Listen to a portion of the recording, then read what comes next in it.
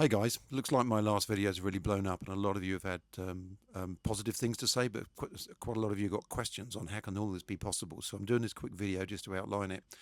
But also at the end of the video, there's a link if you look below or around here somewhere where you can go and check things out for yourself. So essentially, when you're making 3 million, your company is not going to be worth 450 million. But the stages of growing wealth are: how can you grow the value of the business without diluting, without having to borrow money and repay debts, or without signing away PGs and risking your own personal assets. So we do a double it on the front end with clients because we've got capital that we can apply to their growth. We have to see whether they qualify, all the usual things. But there's a piece in the middle that all business owners can do to improve the operational efficiency of their business: systems, processes, marketing, all those things. The use of AI is also increasingly important in that.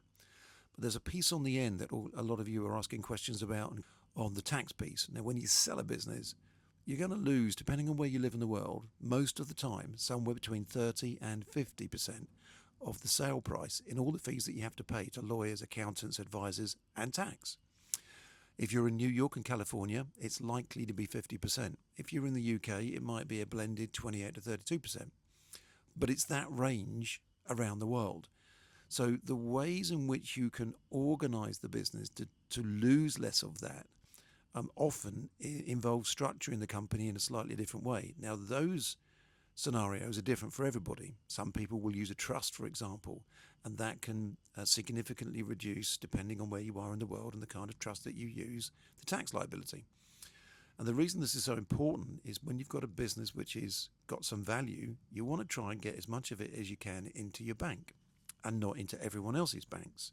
So that's all I was really saying as a highlight. And the challenge that I find with so many business owners and some professionals, including accountants, and they don't all know, with advanced planning, you can explore ways to minimize the leakage you're going to get so you keep more. Now, if you want to understand where you are with your business, there's a link in this video or around it somewhere that you can click.